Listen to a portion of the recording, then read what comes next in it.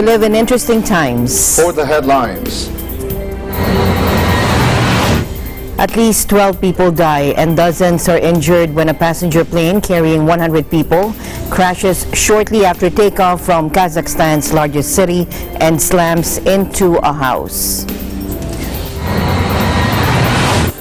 The death toll from Typhoon Fanfon's battering of the Philippines on Christmas Day has risen to 28 and will likely climb further, authorities say. Forecast heat wave conditions, searing temperatures, dry winds, and potential lightning strikes have raised the bushfire danger in South Australia and parts of New South Wales to very high. And the Philippines banned 2 U.S. senators and threatened to introduce visa restrictions for Americans entering the country, the president's spokesman said Friday, if Washington pushes ahead with sanctions against Filipino officials involved in jailing opposition leader.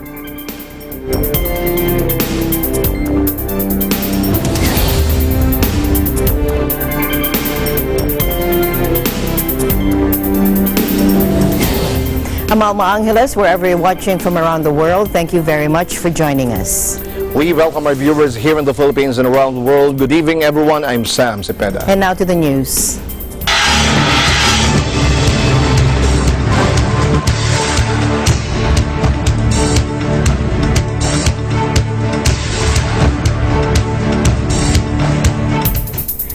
Twelve people were killed in a plane crash in Kazakhstan's largest city, Almaty, on Friday, according to the country's emergency committee, revising an earlier toll given by officials and state media.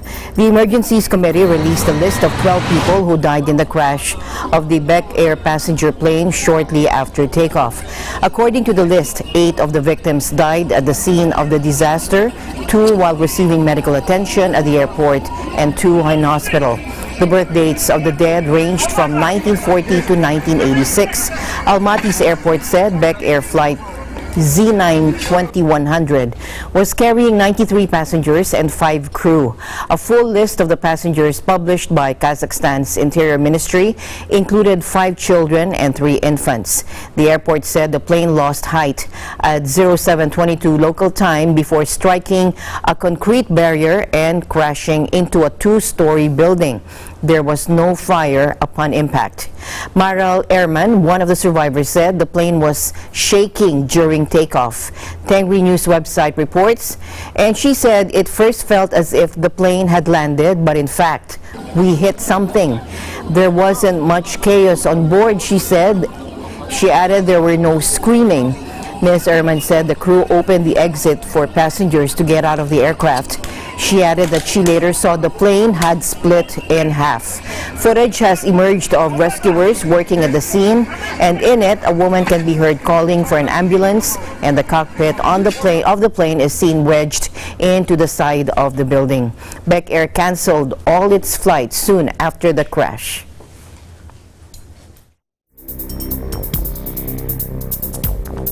The death toll from Typhoon Fanfon's battering of the Philippines on Christmas Day has risen to 28 and will likely climb further, authorities said on Friday. The storm, with wind gusts of up to 200 kilometers per hour, swept across remote villages and popular tourist destinations in the central Philippines on Wednesday. Authorities on Friday confirmed 28 people had died, up from 16 on Thursday, as information came in from badly hit areas where internet and mobile phone networks had been cut. Among those killed were several members of a family who drowned, a policeman electrocuted by a toppled post while patrolling, and a man struck by a felled coconut tree. The Philippines, whose mostly Catholic families celebrate Christmas, had Fanfon ruin or disrupt festivities for hundreds of thousands of people. It also hit Boracay Island, famed for its white sand beaches, which draws more than 1 million tourists a year. Coconut trees were uprooted on Boracay, and windows in some resorts were blown in during the storm, and ferry services to and from the island were cut on Wednesday and Thursday. However, no one died on Boracay and the damage was not on the scale of badly hit coastal towns elsewhere in the central Philippines. Pag-asa said Typhoon Ursula is no longer directly affecting the country. However, the tail end of a cold front will bring moderate to occasional heavy rains over most of Cagayan Valley and Cordillera Administrative Region. This rainfall may trigger flooding and landslides in highly to very highly susceptible areas. The Philippines is the first major landmass facing the Pacific typhoon belt and is hit by an average of around 20 storms a year. Fanphone, usually are locally named Ursula, is the 21st cyclone to hit the Philippines in 2019.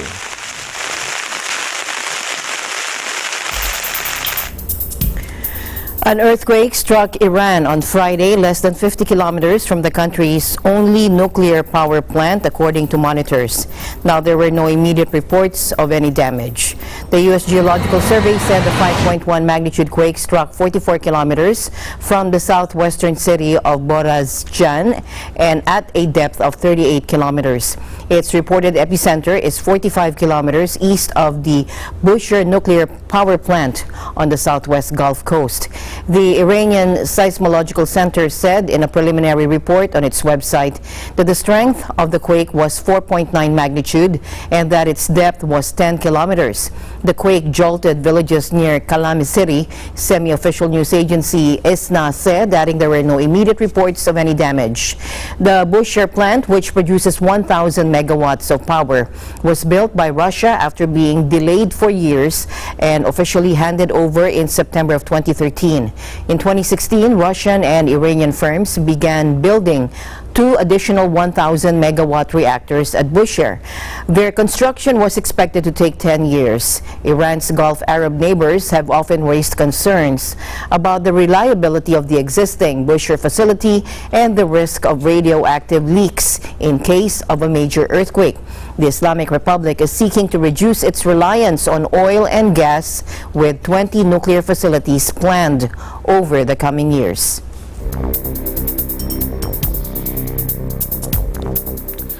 Relentless rains in East Africa drive people from their homes, forcing residents of Kisumu to seek refuge as flooding hits the region.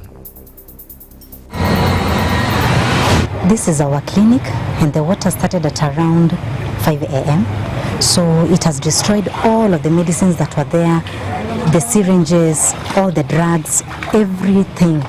So we are trying to salvage 1 or 2 things so that at least we can see what we can be able to get. So many people have been affected and they have been forced by the flood to get out of their specific shelters.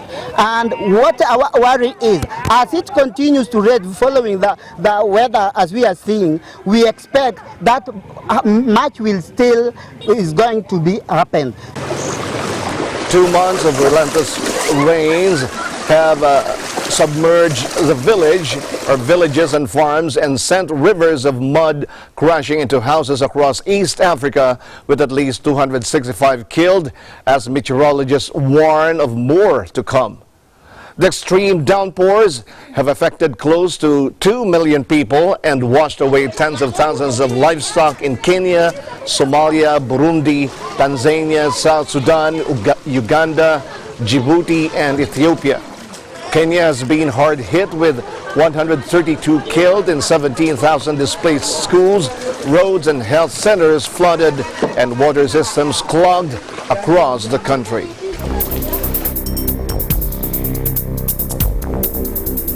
At least 2 people were injured after an avalanche swept across a ski trail near the Swiss town of Andermatt on Thursday. At least 4 others managed to escape unharmed.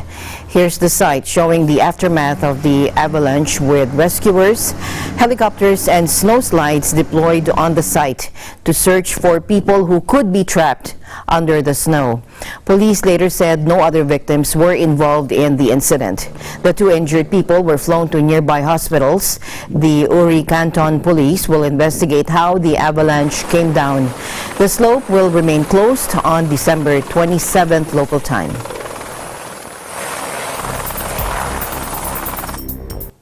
A major storm slammed the Southland Thursday, shutting down major freeways while toppling trees, prompting serious flooding and creating chaos on roadways.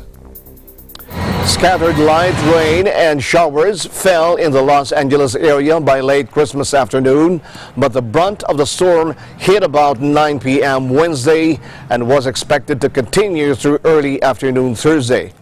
A winter storm warning remains in effect until 10 p.m. Thursday, U.S. time, according to the National Weather Service.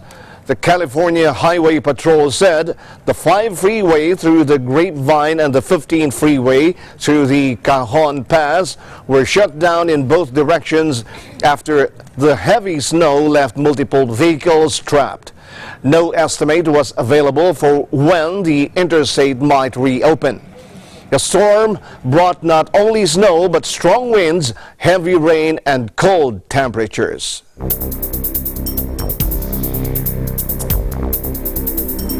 From snow to heat wave, forecast heat wave conditions, searing temperatures, dry winds, and potential lightning strikes have raised the bushfire danger in South Australia and parts of New South Wales to very high. Firefighters are giving already their all to contain large and complex bushfires. The New South Wales Rural Fire Service, which calls itself the world's largest volunteer firefighting organization, has 70,000 members and are extensively trained, and except for a few senior staff, mostly unpaid. Forecaster at the Bureau of Meteorology, Jonathan Howe, told the Australian another round of heat was building over South Australia, with the extreme heat to hit Victoria and New South Wales by Saturday. He said Saturday presents a day of extreme fire risk for South Australia, where fires are currently burning in the Adelaide Hills and Kangaroo Island. Monday will be the peak of the heat for Melbourne and South Australia, with 40+ degrees weather forecast. In South Australia, a statewide code red has been declared to provide extra help for homeless people as temperatures soar. Adelaide was forecast to reach 40 degrees Celsius on Friday, with the mercury tipped to stay at least in the high 30s until Monday. Bushfires occur frequently in Australia, but scientists say several weather phenomena have come together to make the spring-summer bushfire season among the worst on record. Record low rainfall, record high temperatures, and strong winds have made the situation more combustible and, according to scientists, are influenced by climate change.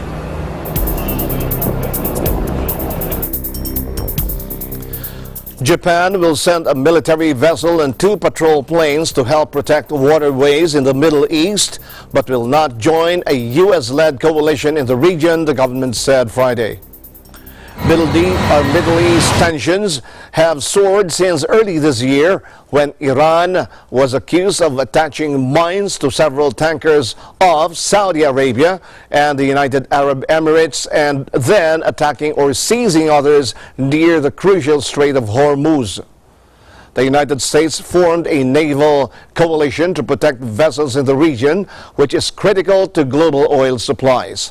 Washington, other Western states, and Saudi Arabia blame the attacks on Tehran, which denies any involvement. Most European countries have declined to participate, fearful of undermining their efforts to save a nuclear accord with Iran after the U.S. withdrew last year. Japan will send a destroyer to the region for intelligence activities, along with 2 P-3C patrol aircraft, Chief Cabinet Secretary Yoshihide Suga, the top government spokesman, told reporters. The move is Japan's own measure aimed at peace and stability in the Middle East, as well as ensuring safety of Japan-related vessels, Suga said, noting that 90% of crude oil Tokyo imports were from the region. The Japanese patrol activities will not be deployed in the Strait of Hormuz, through which much of the global oil trade passes and where the U.S.-led coalition operates. Chief Cabinet Secretary Yoshihide Suga said the self-defense forces will operate in the high seas in the Gulf of Oman, the Northern Arabian Sea, and the Gulf of Aden. Japan's post-World War II pacifist constitution commits it to strictly offensive capabilities, but Prime Minister Shinzo Abe has campaigned for years to amend it. Japan, a close American ally, also has long-standing relations with Iran.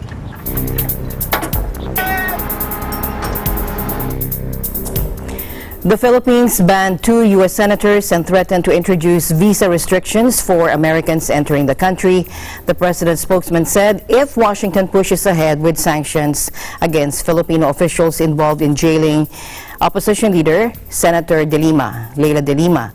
Senators Richard Durbin and Patrick Leahy were banned from entering the country after introducing a provision in the 2020 U.S. budget that would prevent officials involved in the incarceration of Senator Leila de Lima from entering the U.S., according to presidential spokesman Salvador Panelo.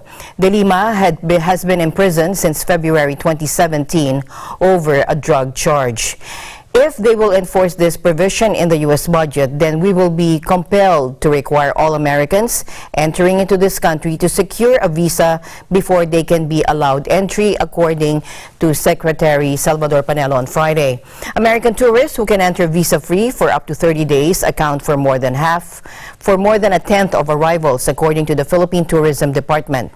The senator's provision allows the U.S. to deny entry to the Philippine officials if the State Department finds, quote, credible information on those involved in the wrongful imprisonment of De Lima.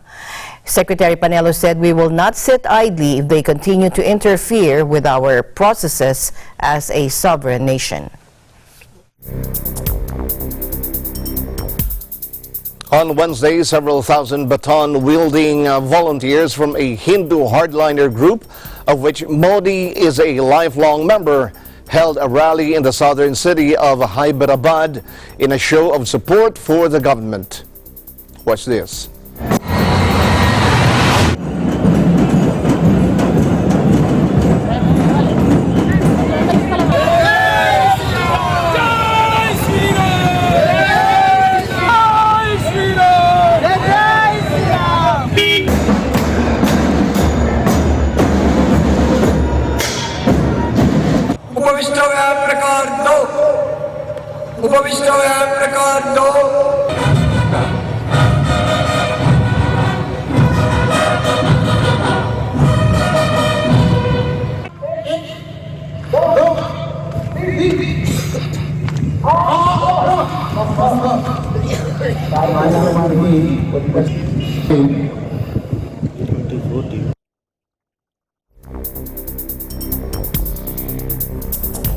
Embattled Israeli Prime Minister Benjamin Netanyahu declared a huge victory Friday after winning a leadership primary that ensures he will lead his right-wing Likud party into a March general election. Take a look.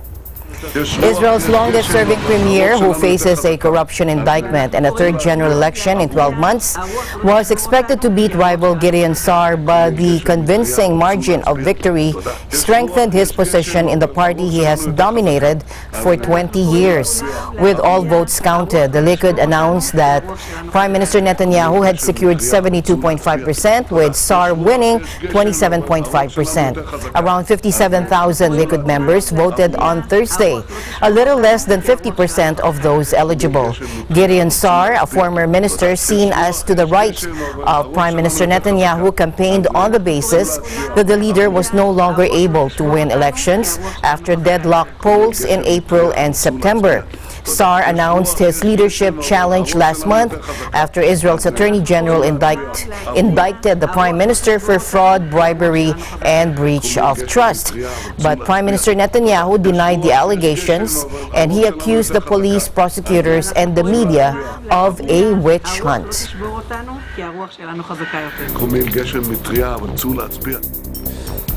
More than 235,000 people have fled the Idlib region over the past 2 weeks, the UN said, amid heightened regime and Russian attacks on Syria's last major opposition bastion. The mass displacement between 12 and 25th of December within Idlib has left the violence-plagued Maret al-Numan region almost empty, the UN said in a statement. Trucks overloaded with furniture and household items could be seen on the road leaving the villages of Hazano and Kafar Yamol on Thursday as people fled in anticipation of hostilities extending into their area after fighting intensified in Idlib province. Footage filmed in the Beni Kozak camp close to Hazano in the northern countryside of Idlib also shows the dire living conditions of families who were forced to flee after clashes broke out in their towns. Children and women could be seen making their way through pools of muddy water in the makeshift camp. According to media reports, clashes between the Syrian Arab Army Ursula and Hayat Tahrir al-Sham in the Idlib countryside have intensified in the last weeks, reportedly prompting thousands to flee their homes. Secretary General said he was deeply concerned about the military escalation in the northwest and called for an immediate cessation of hostilities.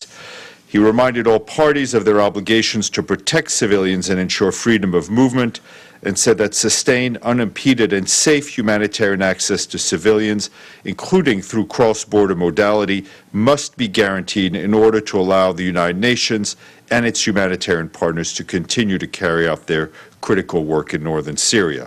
UNICEF also issued a statement saying that children are bearing the brunt of the intensifying violence. More than 500 children have been injured or killed in the first 9 months of 2019.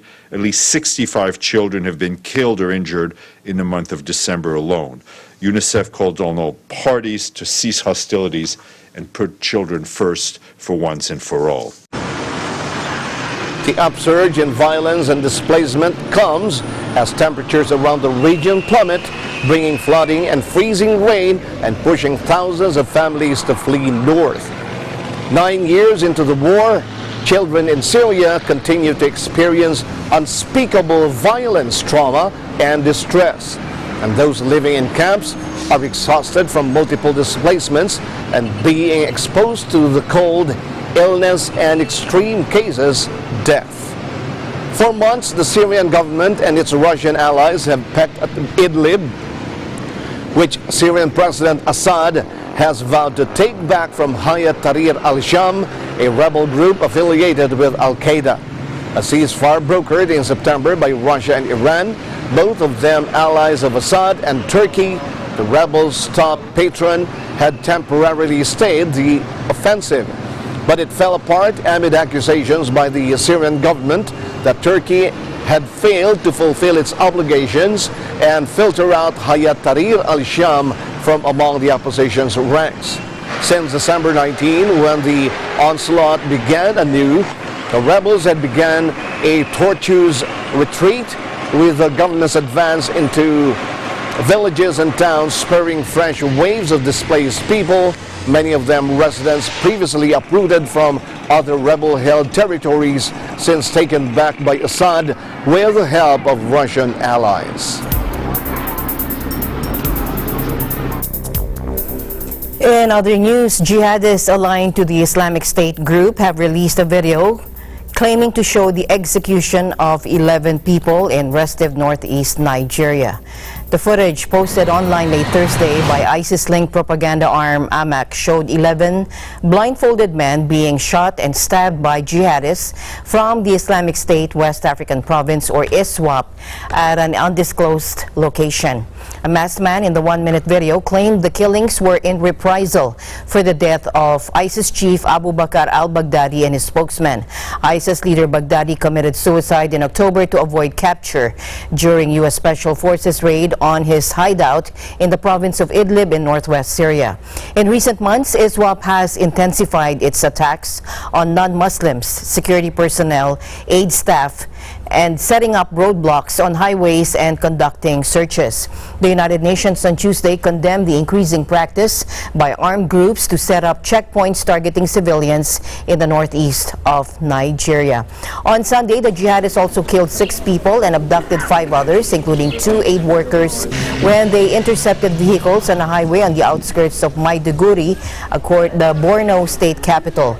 In a similar attack on December 5, ISWAP fighters disguised as Nigerian soldiers stopped and searched vehicles at a checkpoint near Maiduguri. ISWAP pledged allegiance to Baghdadi in 2016 and split from insurgent group Boko Haram. Meanwhile, Boko Haram killed 7 people on Christmas Eve in a raid on a non-Muslim village near the town of Chibok in northeast Nigeria's Borno state.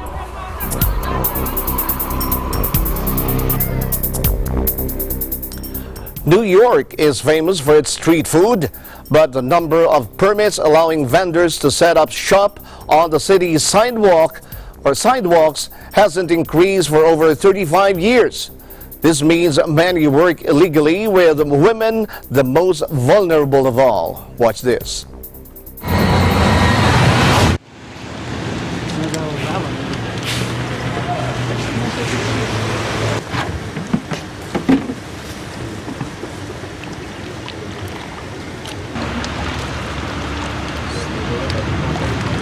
En esto ya mantuve mis hijos, entonces pues como que sí me parece que es mi trabajo, es mejor porque cuido los mando a la escuela a los niños y en la tarde ya estoy con ellos. Cuando llegan de la escuela yo ya llegué de trabajar a la casa.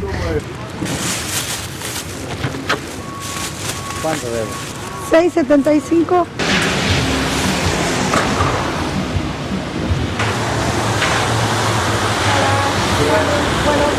Vendor, what I relate to is you're a woman vendor, and let's say you're being sexually assaulted or bothered by a man, you normally would want to feel comfortable to go to the police to report that and get help, but instead one of their biggest fears is the police.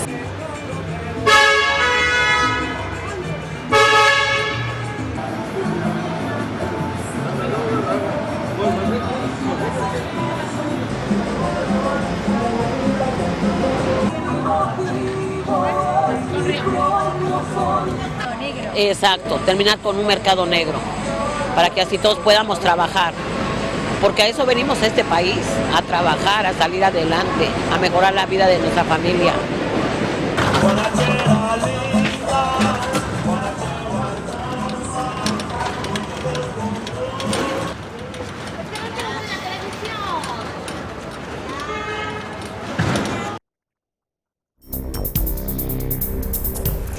Sweeping protests, a royal baby, climate crisis, a look back at the global news highlights of 2019. Let's take a look.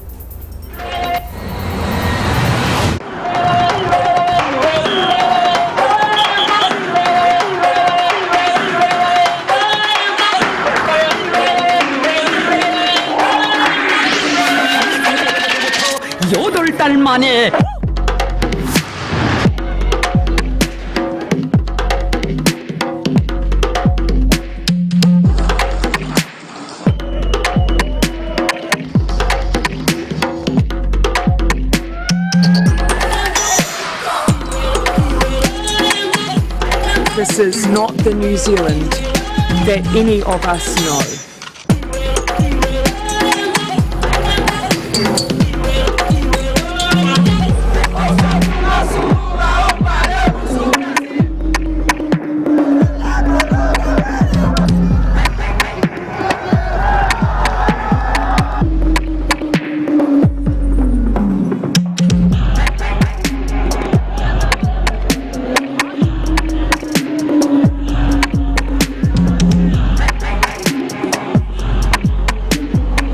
To serve the country I love.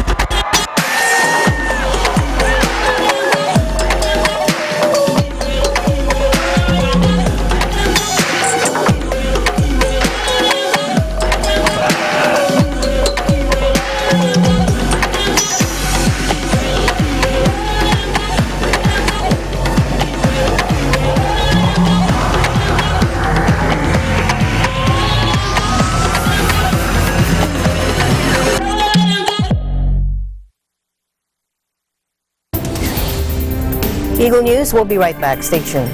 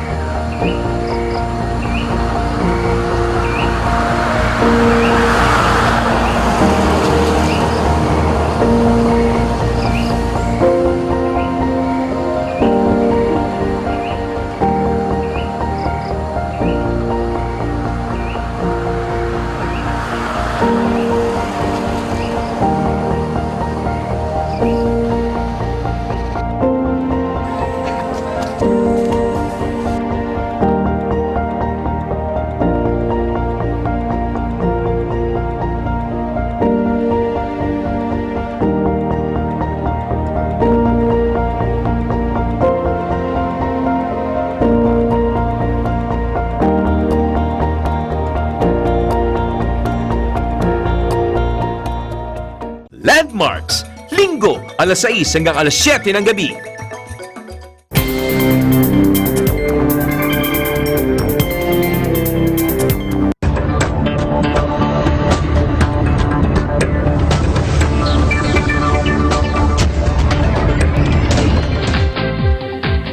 Vietnam's economy notched up an impressive 7% growth this year to beat its government-set target as the sustained U.S.-China trade war dented economies worldwide. The spat between Washington and Beijing has dragged on for 18 months as both have inflicted punitive tit-for-tat tariffs on hundreds of billions of dollars of goods.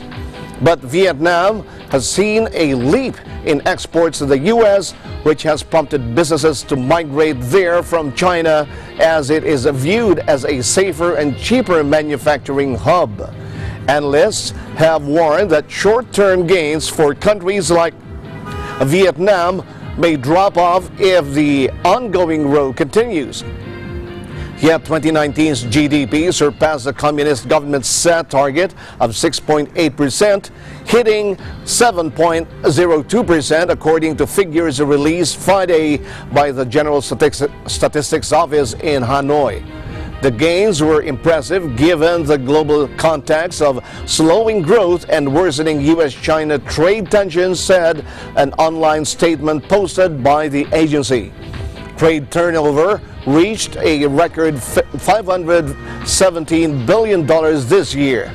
But there remains a gradual decline in export growth, according to a World Bank report, dropping from 21% in 2017 to 8% in 2019. Economists say the slowdown shows Vietnam is not immune to external shocks on its path for development, which has been limited to manufacturing goods.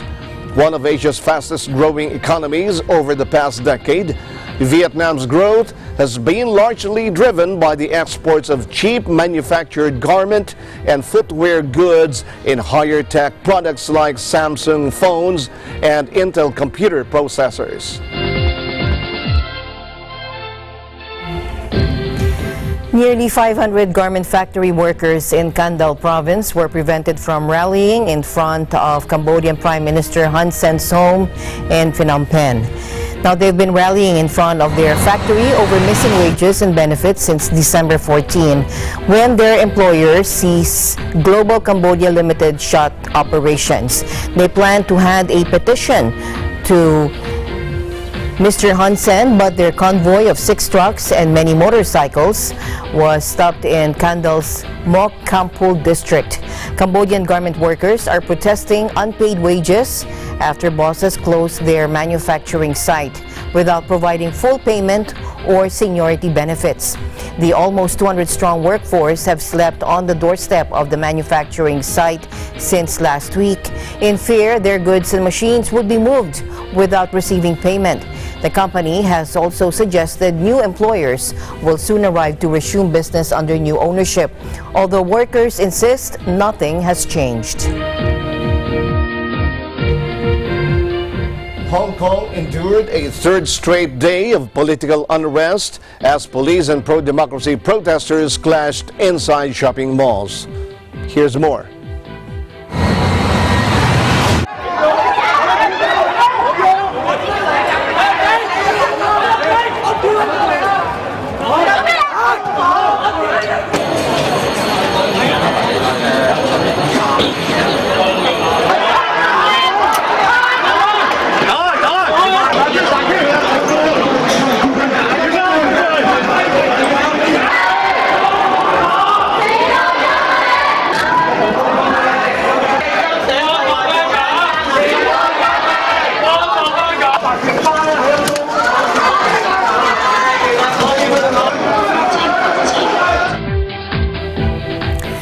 No truce at Gare du Lest train station in Paris. Protesters shout their intentions during the holiday, stressing they will continue to contest the French government's pension reform until its withdrawal and demanding that President Emmanuel Macron resign. Take a look. It is the 23rd day of the nationwide strike, matching the 22-day-long strike held over pension reform back in 1995. The government had called for a pause during the holiday season, but instead, the strike has entered its 23rd consecutive day. Roughly 50% of high-speed regional trains were operating on Thursday, an improvement from earlier this week when just 20% were operating. The unions are opposed in varying degrees to President Macron's government's retirement reform plan, which includes raising the retirement age from 62 to 64 and moving from a system with 42 special pension plans to a universal points-based system.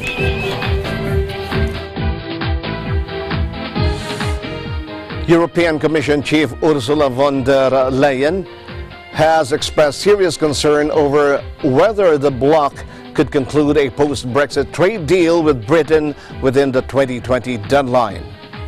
Britain is due to leave the European Union on January 31, but will remain in a transitional arrangement until the end of next year while negotiators debate future trade ties. I am very worried given the little time we have, von der Leyen told France's L'Echo newspaper in an interview published Friday. It's not only about negotiating a free trade deal, but many other subjects. It seems to me that on both sides, we must ask ourselves seriously if all these negotiations are feasible in such a short time, she said. She had already earlier expressed doubts. Well, we are addressing indeed the challenge that the time is very short. We have 11 months to negotiate a broad field, and it's not only about a trade agreement, but we're also speaking about education, we're speaking about transport, about fisheries, about sectorial questions. So many other fields are in the portfolio to be negotiated. Under the withdrawal agreement, which Prime Minister Boris Johnson has agreed with Europe, but not yet pushed through Parliament, the UK could ask for 1 or 2 year extension. But Johnson, who won a comfortable majority in the UK general election this month, insists he will not ask for more time and is preparing legislation to forbid such a move. The bill ensures that the implementation period must end on the 31st of December next year with no possibility of an extension. And it paves the way for a new agreement on our future relationship with our European neighbours based on an ambitious free trade agreement with no alignment, with no alignment on EU rules, but instead control of our own laws. In this case, negotiators will only have 11 months to conclude a trade agreement, a task that officials on both sides have warned is extremely ambitious. And if 2020 comes to an end with no deal concluded, Britain will sever ties with a huge EU single market with no follow-on deal to protect jobs and trade on both sides.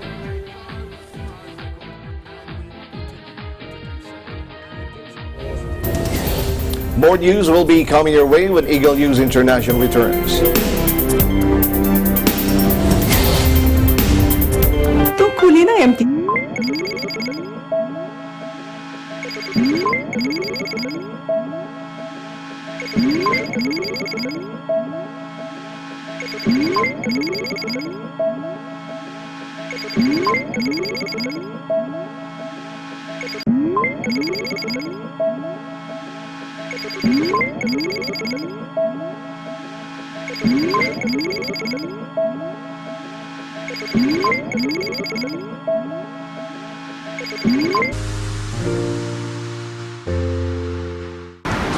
Hi guys, I'm Marie Francisco here at the Shoe Museum in Marikina in the Philippines, reminding you to watch Digital News every Tuesday and Thursday at 7:30 p.m.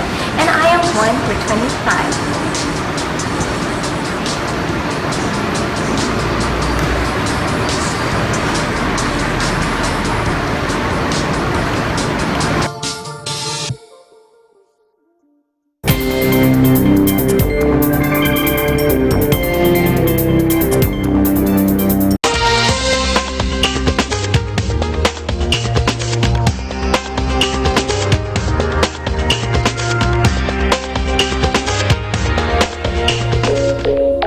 The fires in the Amazon have raised global concern, but above all, they have drawn attention to deforestation in the world's largest tropical forest, where indigenous reserves, large landowners, illegal farmers, and mining coexist under permanent tension. Let's take a look back on the fires that have ravaged the Amazon and Latin America. Take a look.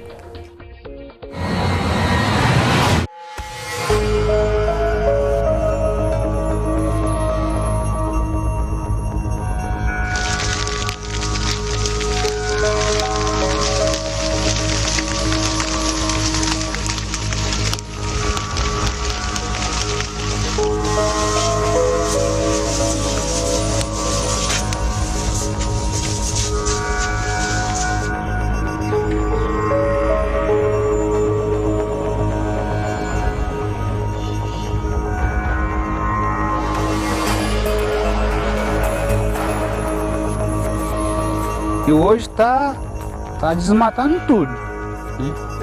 Na época, quando eu era molequinho, uns 3 anos de idade, que eu conheci esses pedaços aqui todinho, não era tanto esse desmatamento como tá hoje.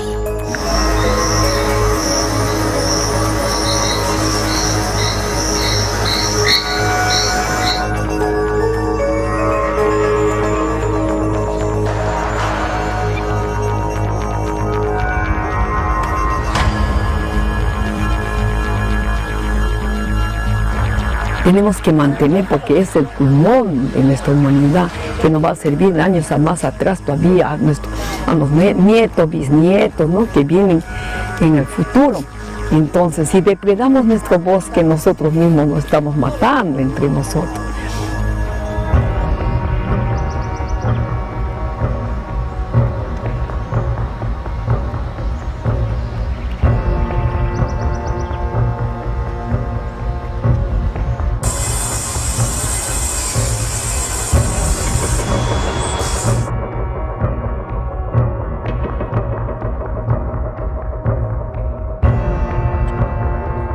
Os garimpeiros também são uma classe trabalhadora igual todas as outras, só não tem carteira assinada, esse tipo de coisa, porque não é legalizado. Quando bate a fiscalização, você tem que sair do trabalho que está fazendo, para não ir preso.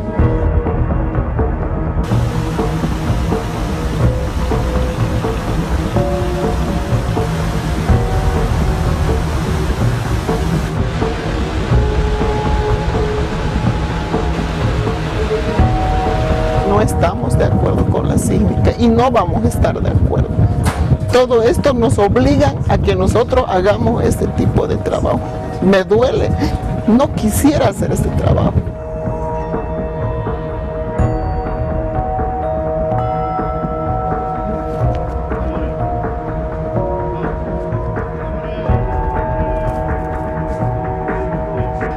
Já que aqui ninguém tem apoio de governador federal, nem de ninguém, só de Deus. Então por isso que também com meus amigos também faz uma derrubada para plantar um capim para sobreviver.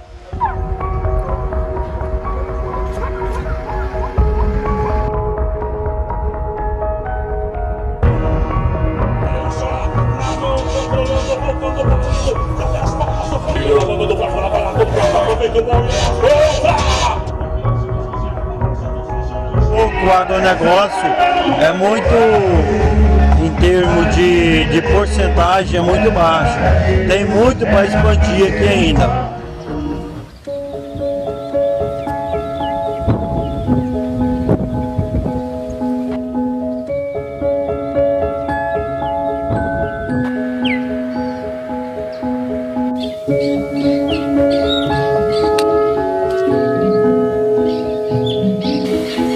Catástrofe, ¿no? Porque días atrás habíamos venido, cuando no había el incendio, pues, y esto era la naturaleza viva, ¿no? Los animales, la flora, la fauna, y bueno, ver ahora todo devastado, realmente da una tristeza enorme.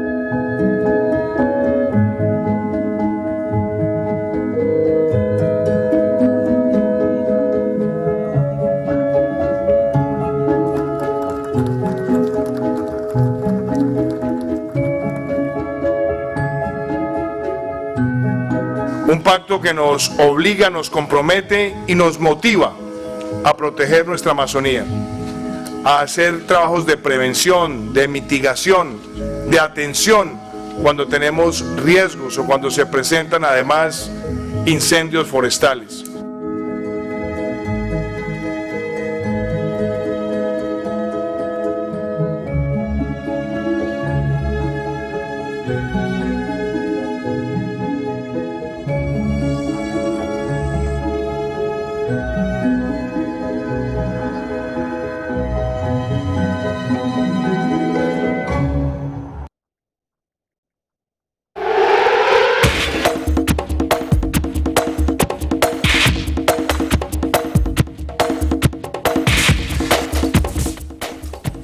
Kawhi Leonard scored 35 points as the Clippers rallied to beat the Lakers 111-106 in an all-Los Angeles NBA showdown on Wednesday.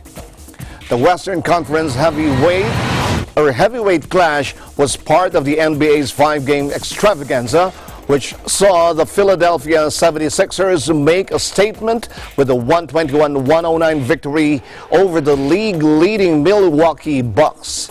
It was a back-and-forth battle in Los Angeles, where the Clippers and Lakers battled through 15 lead changes. With superstar LeBron James off to a slow start offensively, the Lakers still managed to take control with a 17-2 scoring run to close the first half and take a 63-51 lead at the break.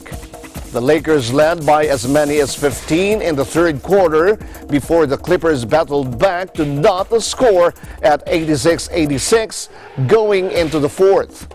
3-pointers from James and Kentavious Caldwell-Pope helped push the Lakers to a 101-94 lead, but the Clippers tied it up again and took the lead for good with 3:29 remaining on their way to a second victory this season over the Lakers. Leonard scored 11 points in the fourth quarter, and Patrick Beverley produced a key block of James' potential game-tying three-pointer with 3.6 seconds to play. Kyle Kuzma led the Lakers with 25 points, while James finished with 23 points, 9 rebounds and 10 assists in his team's fourth straight defeat.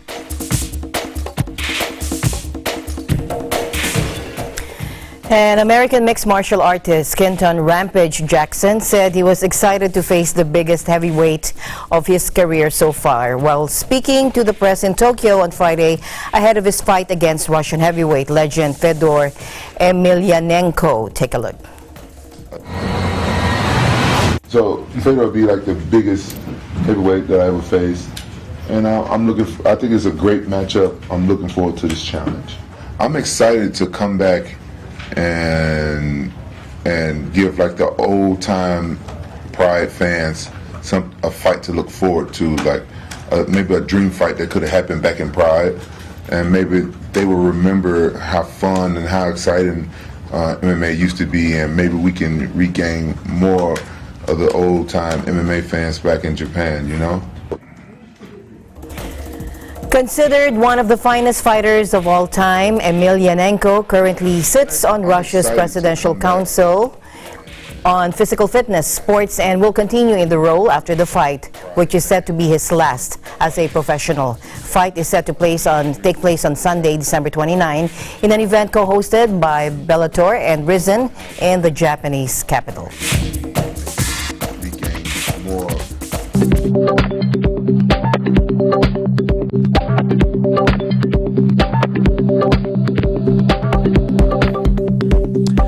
Going now to Japan, located on the west end of Tokyo, a 30-minute drive from Yokota Air Base, Ome is an attractive town filled with nostalgia, traditional buildings, cartoon characters, and several interesting museums. And one of them is the Ome Municipal Museum of Arts. Tyra Lu reports.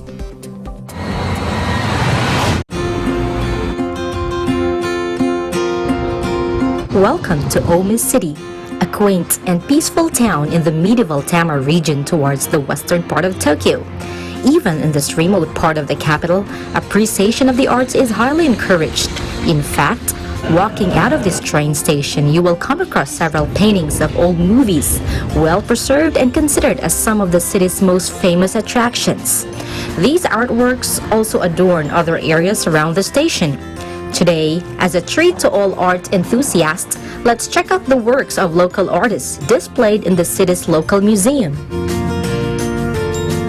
Today, I am here in Ome City Art Museum here in the western part of Tokyo. Join me as I take a look at the place. This local museum is small enough to be explored in an hour. With only 2 floors, each visitor, particularly the art lovers, will be able to check each artwork for an ample amount of time and would still cover the entire place in an hour or so. This room is our first stop.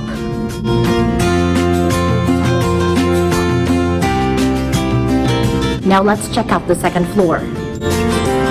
You will see several art masterpieces of different local artists created from various media. There are sculptures made from metals and other materials.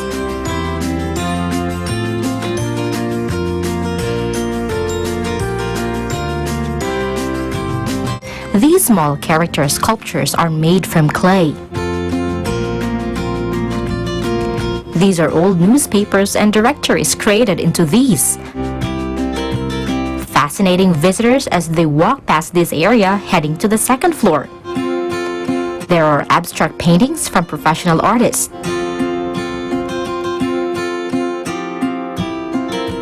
Even artworks of school children are displayed on the second floor. And many more.